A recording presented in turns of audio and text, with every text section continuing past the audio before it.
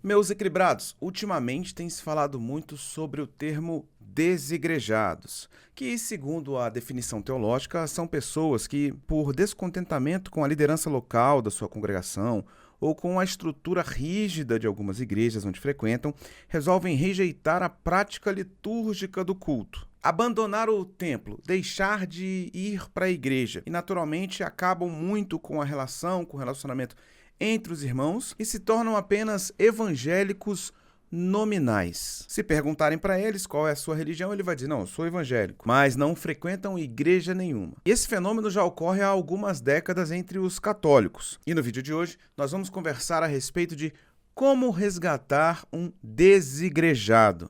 Vem comigo e bora trocar uma ideia sobre esse assunto. Fala, meus equilibrados, tudo bem com vocês? Espero que sim. Pastor Léo na área, começando mais um vídeo aqui no canal. Se é a sua primeira vez, seja muito bem-vindo. Te convido a se inscrever. E falando em se inscrever, eu já tenho a notícia que eu havia prometido. Não falei para vocês? Quando chegássemos aos 3.000 inscritos, eu faria aqui um aviso, um comunicado, daria um lançamento. Então, missão dada, missão cumprida, promessa sendo cumprida agora. Olha só que legal, gente. Há alguns anos atrás, Deus havia me dado uma palavra chamada Reino Pop, que era a mistura de Reino de Deus com cultura pop. E muita coisa que eu faço aqui tem esse tempero do Reino Pop.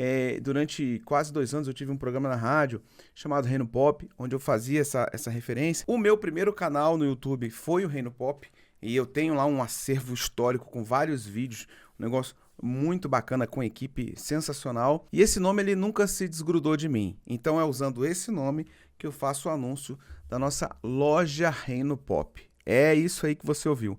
Agora você vai poder comprar camisetas, canecas. Em breve vai estar saindo bonés e outros produtos sensacionais com estampas personalizadas nossas, a gente que produz, e aí você vai estar lá vestindo a sua fé de forma inteligente, equilibrada, descontraída e, claro, bonito pra caramba, muito legal. Então vamos dar uma olhadinha aqui na loja, que fera. Olha só, tem essa alerta de spoiler, Jesus vence, tá certo? Isso aqui é arte nossa, viu, gente? Não foi pegado de lugar nenhum. Aí também tem a versão da caneca, tem essa coleção Jesus no Controle, que tem várias estampas com o texto Jesus no Controle, né, com as imagens. Se você gosta de uma arte mais 8, 16 bits, né, tem também. Se você gosta de uma coisa mais colorida, tem. Se você gosta daquele clássico do SNES, aquele controle lindo, tem também.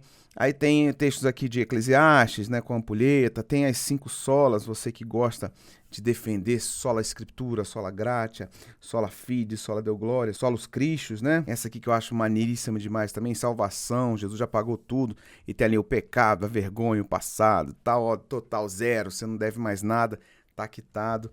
E tá aí, gente. Então, comemorando os nossos 3.000 inscritos, nós temos agora a loja Reino Pop. Que fera, hein? Top demais. Voltando então agora para os desigrejados. Bem, segundo o IBGE e o Datafolha, o crescimento de desigrejados está numa curva acentuada. No censo de 2010, o grupo correspondia a 8% da população. Já nas primeiras pesquisas Datafolha de 2022, esse quantitativo subiu para 14%. Olha aí que negócio desafiador, hein? E aí, se a gente fizer um recorte dos jovens, esse número ele vai passar dos 16 aos 24 anos, o número dos sem religião chega a 25% em âmbito nacional. Então tem a galera que é desigrejada e tem a galera que diz que não tem religião, né? Olha só quantos números fortes a gente está se deparando aqui. O reverendo Augusto Nicodemos, ele prefaciou o livro de Hidauro Campos sobre o tema desigrejados. Vamos abrir aspas para o reverendo. As razões básicas para as críticas passam pela decepção com promessas feitas em nome de Deus e que nunca se cumpriram, além das práticas e ensinos questionáveis ministrados em ambientes eclesiásticos e a repulsa com os maus exemplos das lideranças, pastores, bispos e apóstolos, resultando na deserção de milhões de cristãos protestantes que engrossaram a fileira dos desigrejados com a igreja. Bem, o que Nicodemos está dizendo aqui é que realmente existem problemas nas instituições religiosas que fazem com que as pessoas se decepcionem com ela e saiam. Esse é um dos motivos pelo crescimento dos desigrejados?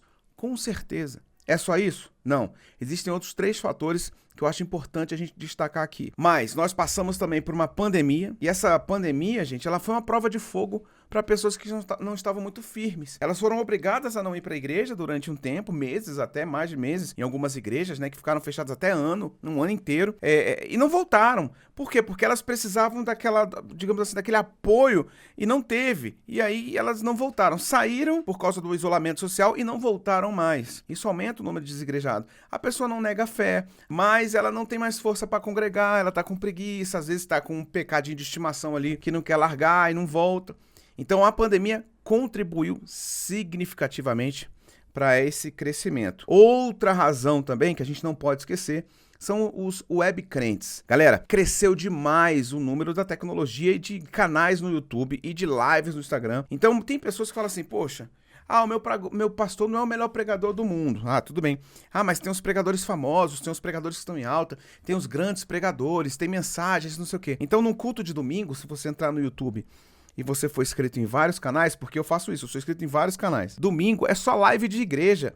E são os grandes pregadores que estão fazendo a live. Então tem pessoas que deixam de ouvir o seu pastor local porque preferem ouvir um pastor melhor, digamos assim, que é até pecado falar esse termo, mas na cabeça da pessoa, porque o pastor é mais famoso, tem mais views, ele é um pastor que prega mais. Agora, é claro, gente, tem excelentes pastores também fazendo lives que pregam demais e que, se for competir comigo, eu vou tomar uma surra, com certeza, porque realmente tem grandes homens de Deus, mulheres de Deus que estão aí fazendo live. Então, as pessoas preferem ficar no domingo ali assistindo a pregação desses famosos, né? Porém, gente, uma coisa não anula a outra, porque geralmente a live fica. Então você pode ouvir durante a semana a pregação de um pastor que você goste, nenhum problema. Mas daí deixar de ir pra sua igreja por conta disso já é uma falha. E aí o cara, o que acontece? Ele vira um desigrejado. Ele, morando em Brasília, vira membro online de uma igreja no Rio de Janeiro, de uma igreja nos Estados Unidos, que prega em português, numa igreja em São Paulo. Ele, morando em São Paulo, é membro de uma igreja lá do Ceará, que o pastor de lá tal. Então você tem essa possibilidade hoje, que é uma bênção a título de edificação de mensagem, mas também é um grande desafio no quesito congregar. Mas o desigrejado, ele não percebe isso. O culto não se resume à pregação. Por mais que a palavra seja o alimento, o louvor também tem o seu impacto de edificação muito poderoso, porque Deus nos fez para a sua adoração, Deus nos fez para a glória do seu nome. Então, é uma obrigação da igreja louvar e exaltar Jesus, em todos os sentidos, óbvio, mas inclusive musicalmente, em adoração, em cânticos. Então, a pessoa que se desliga disso, e cara, numa boa, adorar a Deus num culto online é difícil pra chuchu. Não ouço nada. Precisa colocar os fones, Chapolin. Você sabia? Eu mesmo na pandemia sofri demais, porque, cara, o nível de concentração é menor, a imersão no ambiente é completamente diferente. Por mais que você bote o volume lá no talo, não é a mesma coisa de você estar com o teu irmão ali, de mão dada, e, sabe, ouvindo o som da caixa de som. Não, é diferente, não dá pra comparar. E além do rito do culto, tem o relacionamento com a membresia, com os irmãos da igreja, né, que é tão fundamental pro corpo de Cristo. Então esse tipo de coisa é importante a gente ficar sempre atento. Então existem alguns passos fundamentais para que você resgate essa pessoa que nesse momento se encontra desigrejado. Primeiro ponto, revista-se de toda a armadura de Deus. Efésios 6:11 vai dizer isso. Por quê, gente? Nós precisamos estar fortalecidos para comprar a batalha de alguém. Quando a gente está em um voo, você que já teve a oportunidade de viajar de avião, você vai ver que a comissária de bordo ela fala o seguinte, olha, em caso de despressurização ou numa situação mais emergencial, máscaras de oxigênio vão cair, né, do alto aí da sua cabeça e tal. Qual que é a recomendação? Primeiro você coloca em você e uma vez que você está oxigenado, você está fortalecido, você pega e ajuda quem está do seu lado caso precise, uma criança, um idoso, etc. No mundo espiritual não é nada diferente disso. Nós precisamos nos revestir para comprar a briga de alguém. Imagina você vai entrar num ringue sem treinar. E aí o teu adversário tá treinando todo dia. Você vai levar uma sapatada no meio da testa. Não tem saída. A primeira coisa quando você pensar, eu tô com um primo desigrejado, eu tenho um filho desigrejado. Não, o meu pai tá desigrejado, o meu amigo da faculdade, o meu colega lá do trabalho, um irmão da minha igreja que tá afastado há muito tempo, tá desigrejado. Antes de você comprar a briga dele, se revista, medite na palavra, faça os seus jejuns, entenda que é necessário você estar firme na fé para poder correr atrás da vida de alguém. Caso contrário, pode acabar que fiquem 2 desigrejados aí. Eu não sei se você já viu aquela história do camarada que queria pular da ponte, né? E ele ia pular, não sei o que, aí passou alguém e falou assim, não faça isso, não faça isso. Aí juntou aquele montão de carro, um montão de gente em volta, todo mundo olhando, todo mundo apavorado, e um rapaz falou assim, não faça isso, me dê 1 minuto. Depois de 1 minuto, você toma a sua decisão. E ele foi lá e conversou 1 minuto com o rapaz. Depois de 1 minuto, os 2 pularam. É assim, rapaz. Tem vezes que acontece isso mesmo. E a partir do momento que você tem essa busca intensa a Deus, você vai entender João 16:8, que vai dizer que é o Espírito Santo que convence o mundo, né, o juízo do pecado. Então, nós precisamos estar em busca intensa ao Espírito Santo. Segundo ponto, conquistando a sua confiança. Pessoal, é uma regra. É importante você ganhar para você, depois ganhar para Jesus, tá bom? É muito difícil você ganhar uma pessoa para Jesus sem antes você ganhar ela para você. Como assim? O que isso significa?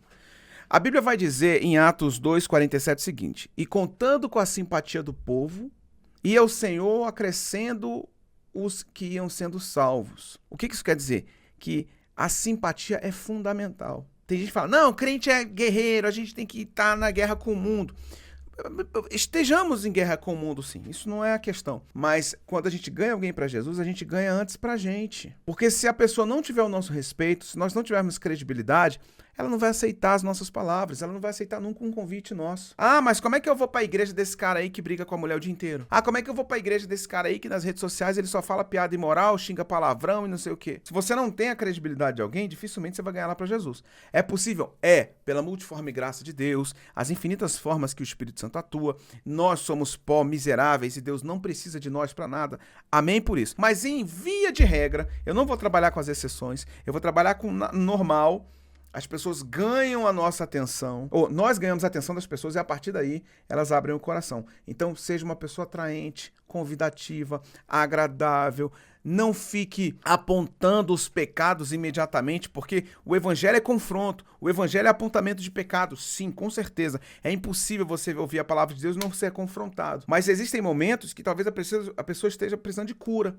Por exemplo, o meu filho de 9 anos, ele é pequeno, ele me desobedeceu e quebrou um braço. Ó que coisa, que tragédia. Eu vou brigar com ele na hora? Ah, porque aí tá aí teu braço quebrado, que coisa horrível, me desobedeceu. Não, o que eu vou fazer? Eu vou pegar ele, vou sair correndo pro médico, vou pular a catraca, vou falar, depois preenche os formulários aí, vamos... Curou, engessou o braço, tá sendo tratado, tá tomando medicamento? Aí eu vou conversar, meu irmão não, meu filho, vai falar, filhão, pô, cara, como é que tu faz isso? Tu não sabe que você tinha que obedecer teu pai? Você tinha que estar me ouvindo. Aí, beleza, você tá de castigo de braço? Seu braço tá engessado. Quando seu braço ficar bom, você não vai jogar videogame, tá bom? Você vai estar de castigo, você vai ficar sem jogar futebol 1 mês.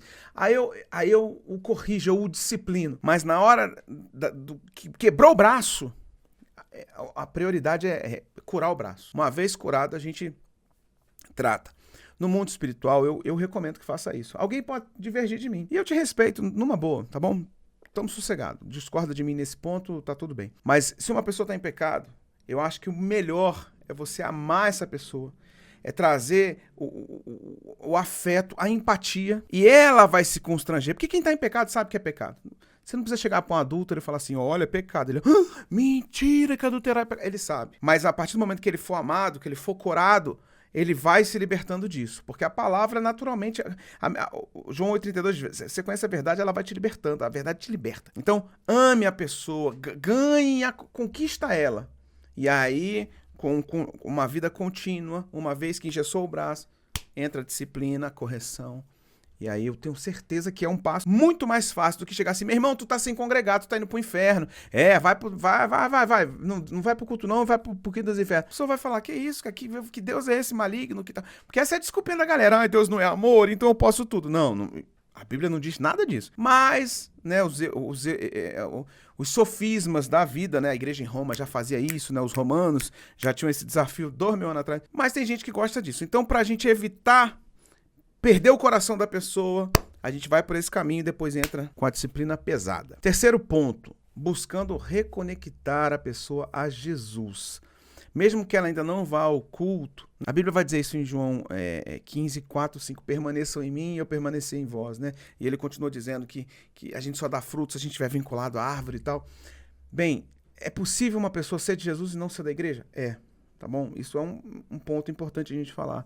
Ah, mas só vai pro céu quem tá congregando? Não, não e não. Eu não posso afirmar isso. E também outra coisa, aí eu já posso afirmar. Nem todo mundo que tá na igreja vai pro céu, tá bom? Agora, é importante congregar. A Bíblia diz, não deixe de congregar como é costume de alguns. Então, eu preciso ficar ligado quanto a isso. Todavia, quando uma pessoa se reconecta a Cristo, naturalmente, ela vai para a igreja, ela entende a necessidade de ir para a igreja. Ah, mas por que eu preciso ganhar alguém para Jesus e botar na igreja se é possível ir para o céu sem ir para a igreja? Existem vários fatores, gente. Por exemplo, às vezes a pessoa está num nível de enfermidade que ela não consegue congregar fisicamente. Aí sim vem a maravilha do online, né? Ou então ela tá viajando e ela não tem igreja ali onde ela tá num lugar que não tem igreja. Fazer o quê? Ela é igreja de outro lugar, ela é membro de uma igreja lá longe e não tá frequentando. Ou ela foi transferida, se mudou, ainda não tá encontrando igreja, tá um tempo sem ir. A gente não pode ser extremamente religioso e demasiadamente justo nesse sentido, tá? Porque existem algumas variáveis, mas a regra, e é por isso que é importante a gente fazer esse tipo de conteúdo, é importante a gente entender regra. A regra, ela nos estabelece isso. Então, é importante congregar.